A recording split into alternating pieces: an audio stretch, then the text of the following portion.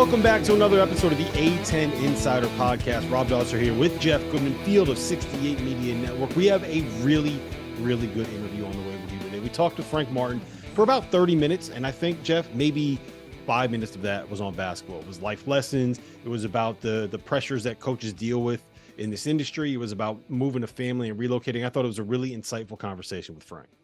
Yeah, we even got him to explain why he is bald now, which a lot of people don't know. So, yeah, like Frank, you can talk to Frank for 2 hours, and every part of it is going to be passionate, informative, all of it. I mean, Frank's one of the best people in this industry, and I don't think enough coaches know that, but I don't think enough overall general fans understand who Frank Martin really is.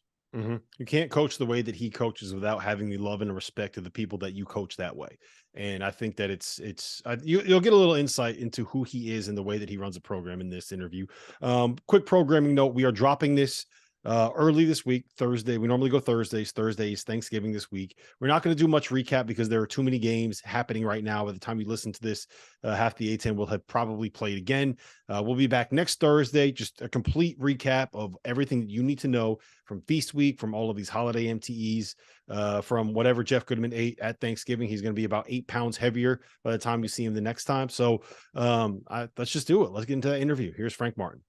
And now let me welcome on to the Atlantic 10 Insider Podcast, the one guy on the Zoom that I actually like talking to that lives in the state of Massachusetts right now, Frank Martin, new head coach of the UMass Minutemen. Frank, what's going on, man? Thanks for being here. You know, I'm undefeated until Goodman showed up on my campus. Then it just ruined the whole thing. So but I can't complain because you guys getting me on this podcast kind of kept your hidden streak alive of getting unemployed guys jobs. So it's, I guess, a job versus a loss. I'll take it, Rob. You just got to come next time. Yeah, I'll be there. Don't worry. I'm your good luck charm. It's just, we should have planned this a little bit better, right? Did you get a clause in your contract that says that Goodman's only allowed to come for a certain number of games? Like, is he only allowed a certain number of visits? My God. I mean, maybe if he would have showed up at South Carolina, I would have won more games down there. I mean, it's I'm in his home state. He shows up for a game, and Pat Scarry wins. The outsider gets beat. So. Hey, that's not on me. That's on you. You got to beat Towson next. Although you did say that game against Towson, and Pat told me this. He said nobody wants to play them. They're picked to win the CAA. He can't get good games. Yeah. You played Towson knowing that, again, you're probably going to lose that game. You have a brand new team. Towson is picked to win the CAA. You know, it's a dangerous game. And you said it's going to help us when we get to Myrtle, and it did. Yeah, the biggest mistake I think we all make as coaches is we schedule to win games. Like, what is that? You know, it's now you can't schedule, like I can't go schedule Kentucky, UCLA, even if they wanted to schedule me. I can't schedule 13 games against those kind of teams. Because we're doing this for the first time together, so we got to gain confidence. But as I needed to finish my schedule, and I had one game to get. Actually, I had 2 games to get, and I ended up scheduling under by 1 because I couldn't find another game. But it was the summer, and you know, Pat's AD, Steve Eigenbrot, I'm really close with him. He's great, and you know, Pat's big time. I replaced Pat at Northeastern. I sat at his desk the day after he left. So yeah, we're not going to tell the viewers what Pat left you in the desk drawer. You know the story, so you can share it. Pat can be pissed at you. He got to win with you being in the building. So that's right. But I finally said, you know what? I can play a team that's not very good. And let's say we get 2 wins, just, you know, let's say we play well enough and we win. Then we go to Myrtle, and I knew we had Colorado, and I know Colorado's good. Yep. And I'm saying if we get our teeth kicked in against Colorado and you got a quick turnaround, my first time I'm through it with this team, our feelings will be hurt. So now we got 2 losses instead of 1 because we can't recover from it in such a quick turn. And so I said, you know what? Let's play Towson, man. They're unbelievably good. They're disciplined. They play hard as heck. They return their whole team. And I said, and if we get beat, we get beat. I didn't go into the game like you said, you're probably getting beat. I was really upset we didn't win that night. But at the end of the day, we had 3 or 4 days to recompose ourselves and reflect on reality to prepare for this tournament. And we're fortunate. We figured out a way to close out 3 hard-fought games. So what changed in those 3 to 4 days? How did you go from losing a game like Towson at home to going to a neutral site and beating up on a Pac-12 team like Colorado? Yeah, Rob, you're starting to hang out with Goodman too much. You're phrasing your questions with this negative connotation. You were better than that, Rob. This Goodman stuff's just wearing off on you. That's why you scheduled Towson, because they're a good team. And here's the problem. Like, I was in South Carolina. You know why you don't schedule Towson in South Carolina or those schools? Because then when you get beat by them and they're good enough to beat you, everyone says it's a bad loss. No, it's not. That's a first-round NCAA tournament team. That's when you're sitting at home at a Power 5. That's who goes on the board against you. And so when you get beat by them, and I'm in my first year, Pat's in his 39th year at Towson. I'm in my first year here. We needed to schedule a good team. Like, if Kentucky would have played or whoever, I would have scheduled them. But those guys won't play. And I'm not saying that I've been there. I understand. I'm not trying to force people to schedule us, but losing to Towson, there's no shame in that one. That's not a game that you sit back and you're like, how do we get beat there? Blah, blah, blah. They've won 25 games 9 years in a row. It's they're all 5th and 6th year seniors. So we needed that to force us to what, even if we had won that game, because we couldn't make a shot that we shot 20% from the field. Even if we had won that game, that would have forced us to reflect as to holy cow, we got to get a lot better. And that's what playing those games does to us. And that's it keeps us humble, and it keeps us I don't know what's the other word I'm looking for to go with humble. It keeps us tuned in to the next day. It's you can't, if you're about the right things, you can overcome a loss. When you're phony about how you do your business, it's hard to overcome a loss. And I got a group of guys that are really, really committed to figuring out what do we have to do to win. And they're a whole lot of fun to be around. We talked. You actually reached into your pocket and bought me a couple slices of pizza at Antonio's, which I don't think I've ever seen you reach into your pocket before. So that was, That's the first time you come visit me. I mean, what do you want me to say? Great pizza, but we're talking, as you and I normally do, non-basketball stuff, family. Mm-hmm. And it's interesting, the dynamic, right? Your wife went to UMass and is back there, and it's a different deal for Anya. Completely different deal. Obviously, go to college, you come back. Amherst is a college town. Mm-hmm. You are coaching your son, Brandon, who transferred. He was at USC Upstate for a couple of years, then he played for you for a year at South Carolina. Now he's playing good minutes for you at UMass.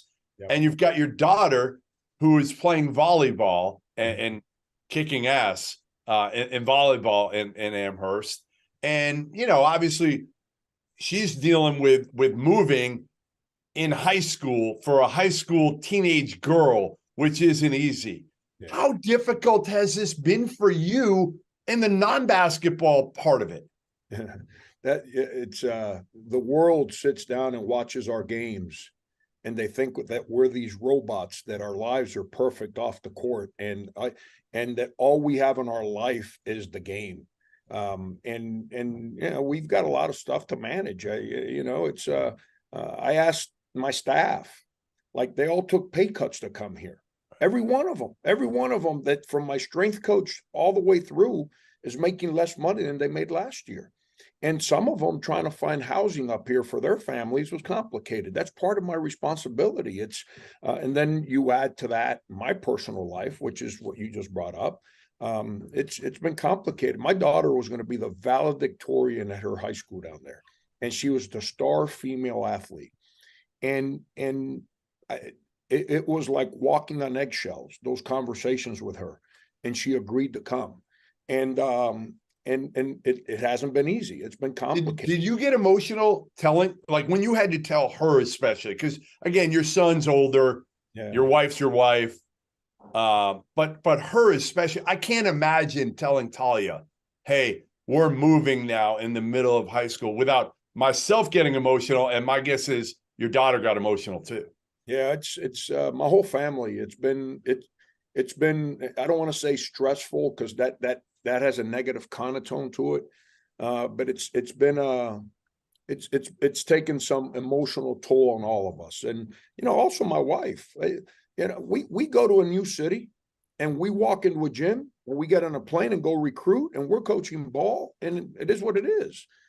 My wife spent 10 years doing all kinds of community projects and created a circle of friends that has helped us with our children who basically grew up in Columbia, South Carolina. And all of a sudden she's removed from that, and it's awesome. You know what was awesome, Jeff? She made more money than me when we met, and she gave up her career to help me chase mine. So for 15, 16, whatever years, anytime we're at a restaurant, Frank, oh, whatever, I'm such a fan. Hey, can you take a picture of me and Frank? And she does it, and it bothers me. Well, we're eating at a spot here in town, and I'm there with my kids, and we're right in the middle of trying to make the decision to move the family up here. And a young lady comes up to our table and looks at me and says, "Excuse me." And I'm thinking, here we go again. Yeah, and she turns around to her and she says, "Are you Anya?"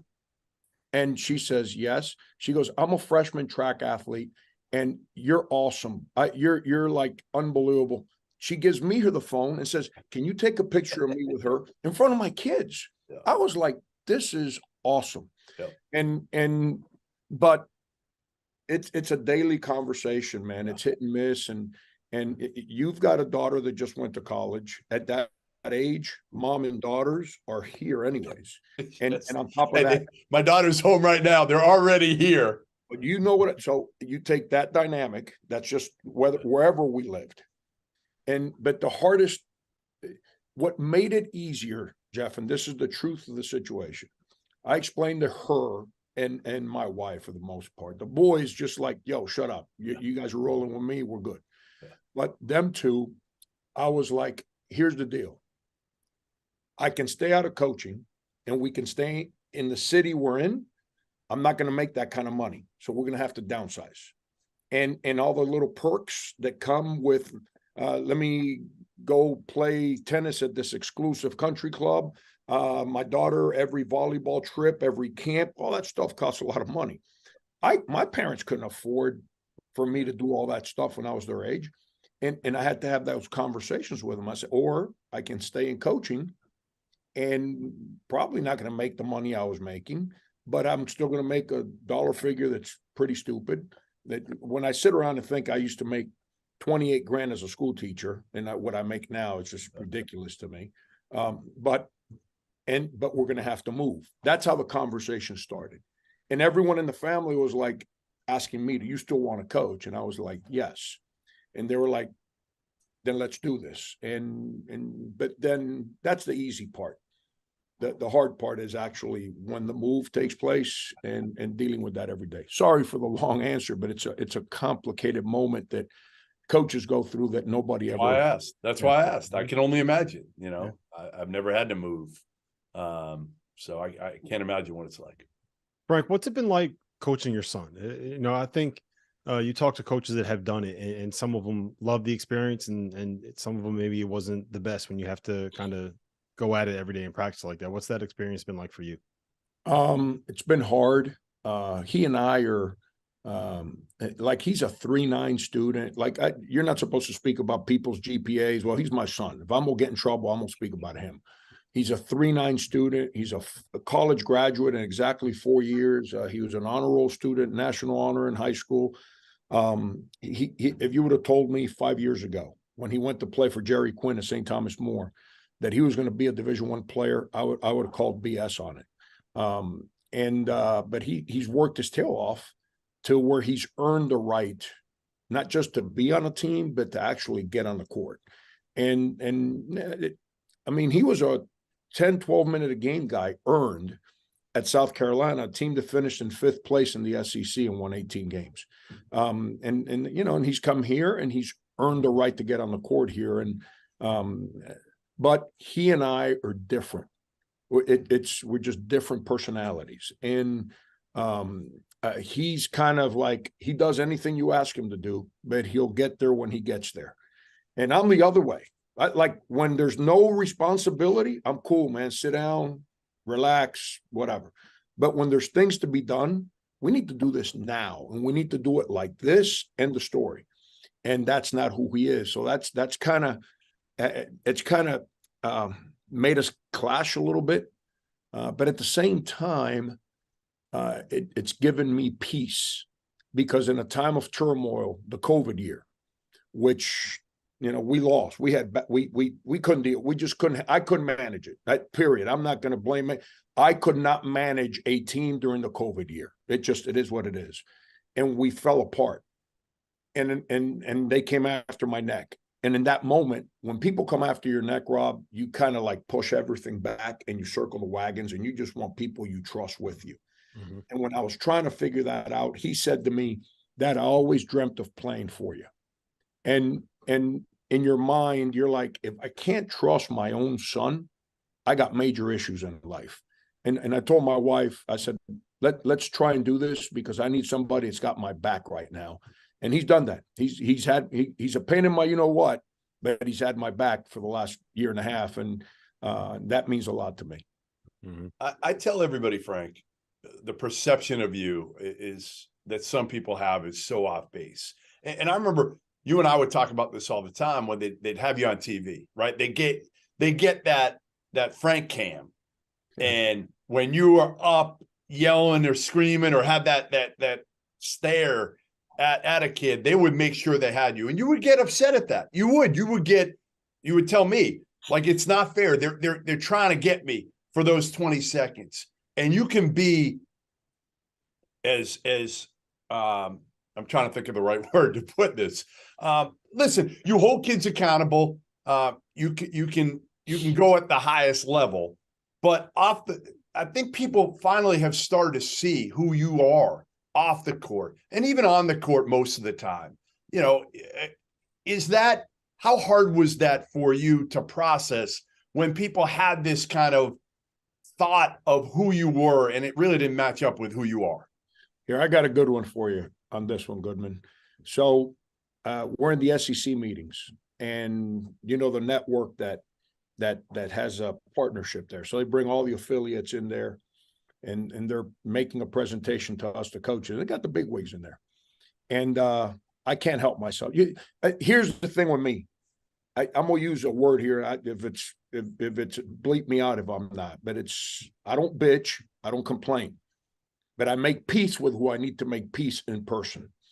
And we're in the meeting, and they make the whole presentation. And so as soon as I put my hand up, Calipari and Barnes are like, "Oh boy, here we go," because we're coming off the Final Four.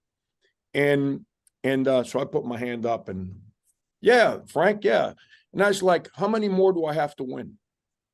And they were like, "What are you talking about?" I said, "Now that I got to coach in a Final Four, how many more games do I have to win before, when I call timeout and you know I'm mad, you put the camera on the other guy like you do for everyone else that coach in the Final Four?" And they were like, "This son of a," and just kind of shaking their head, yeah. You know, and that's a true. I watch film for a living. So when I'm watching film, I see the other guys, and I'm not, I don't want special treatment, and I don't want to be treated like other guys that have earned the right. Just tell me what it is I need to do to get the same respect that other guys get, because I'm not the only guy that yells. I'm not the only guy that stomps, and I'm not the only guy that kind of drops one every once in a while. But the other guys that do it, which are pretty much all the guys that win consistently for the last 30 years, when they're mad, the cameras go to the other bench. Well, the cameras go right to me every single time, because you know what? I'm the guy that has no godfather in this business. I'm the guy that's different, and I'm the one that don't care.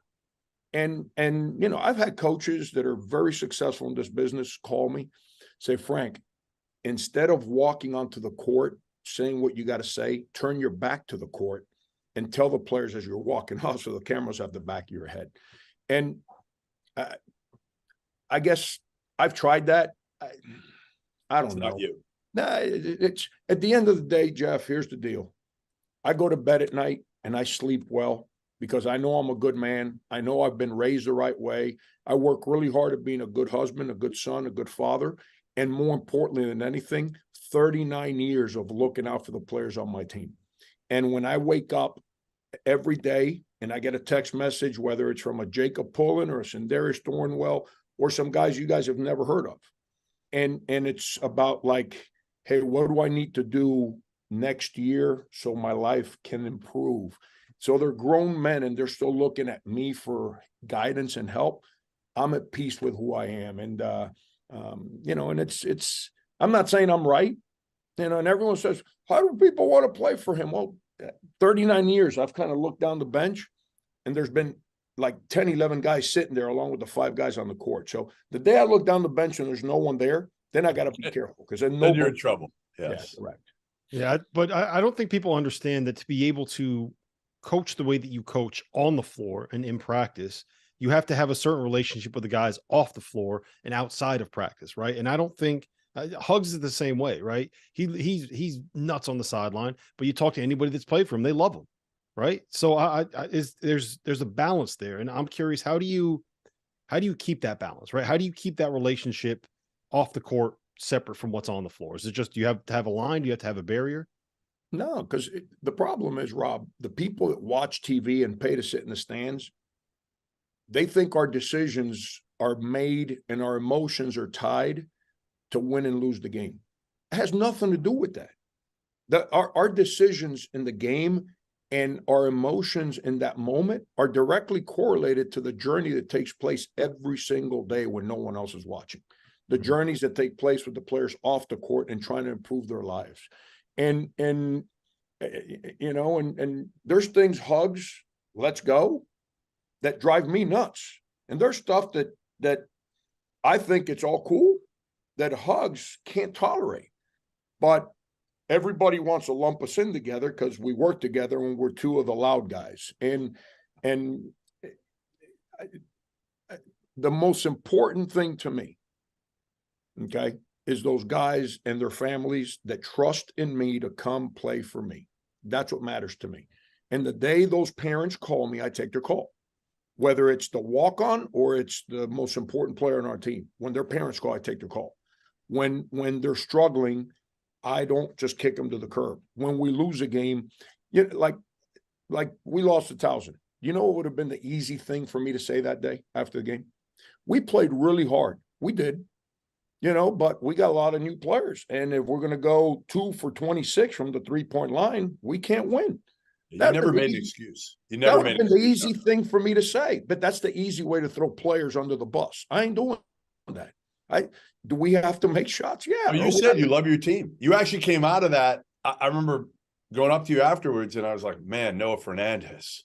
He did not. And you're like, I love Noah Fernandez. Trust me, he's going to be better. And he was awesome in Myrtle for the most part. Yeah. Hey, the biggest question I get. Go ahead, Frank. Go. Finish. No, I was going to leave Rob with this thought. Rob, we live with these guys in today's day and age 365 days a year. People watch us play basketball 30 times. 335 days connect us a lot more than those 30 days, and that's kind of the journey. The biggest question I get these days, Frank, is from people, what happened to Frank's hair? I do. I get it more than anything. So I'll ask you. I know the answer, but what happened to your hair? I wish I knew, man. The first time I had COVID, I was starting to go bald like every other 50-year-old man right up here. I got a little bit there. And but the first time I got COVID, I didn't feel bad. I felt great. And about 2 weeks after the isolation, I started getting these pains on my shoulders and my hands. I couldn't even hold the basketball. And then I was doing a Zoom with the Committee of Racial Reconciliation. I was doing a Zoom, and I'm looking at myself. I'm like, man, I'm missing hair. And when the Zoom was over, I went to my bathroom, and I started looking at my head, and I was like, man, I got all these bald spots. What's going on here? So I tried to cover it up, but it triggered alopecia, and it started those bald spots there, my facial hair, my eyebrows, my eyelashes. my body hair, and I got this. It triggered my immune system where it activated. I can't say the second. I don't know how to pronounce the second part of it. It's a type of alopecia where it's gone, and I've I've got a little bit of facial hair growing in certain spots now. I think I told you guys the other day, I've got like some strands here and some strands here. My wife wants me, and they're like long white hairs, and she wants me to shave them. I'm like, no, that's like my Dumb and Dumber. You think I got a chance? But that's hey, you're still a handsome guy. Yeah, No matter what anybody tells you. I was going to say it's lucky that you have a nicely shaped head and you don't have a lumpy head all over the place like Goodman. I still, it's been 2 years now. November of 20s when I shaved it, completely shaved it because it was embarrassing the way it looked. I still can't get used to it, man. I like, wake up in the morning, I like brush my teeth, and I look in the mirror, I'm like, oh my God, what happened? What happened to the old Francisco Martin? What happened? I got run over by a truck. That's what happened. That's like coaching in the SEC. That's what happens, man. It runs you over. That'll do it to you. Oh man, it's crazy. Frank, I want to end it with this one question on your team this year. What's the one thing that you want to see change the most? You're obviously coming off of the 3 wins in Myrtle Beach, and I don't think you could be any more happy with that, right? I thought you guys were really good down there. What do you want to see improvement? What's the next step? How do you guys get to the next level? Yeah, it's me. It's not the players, it's me. We had the 2 freshmen that are unbelievably talented, RJ Luis and Tafara Gaspar. Holy cow. Tafara Gapare. The 2 freshmen, they're like, I'm not into the whole NBA thing, but those 2 guys can make money playing the game. Well, one guy missed a month of preseason with RJ did with a soft tissue deal in his shin. So he missed 4 weeks of practice. And then Tafara just arrived here 3 weeks ago. I saw him shooting after your game, man. He looks the part.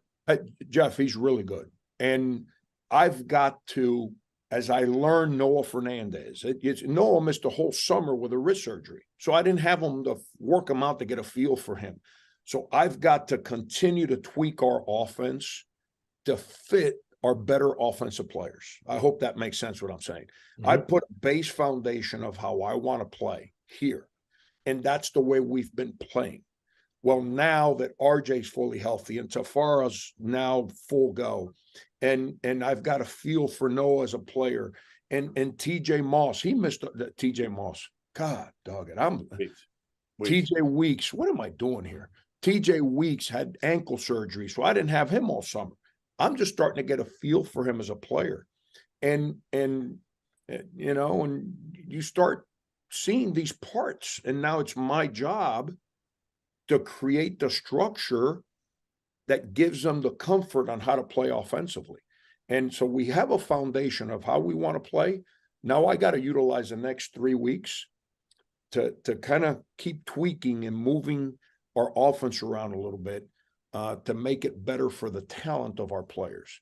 And it's my job. It's my job to come up with that, and it's my job to explain it and teach it.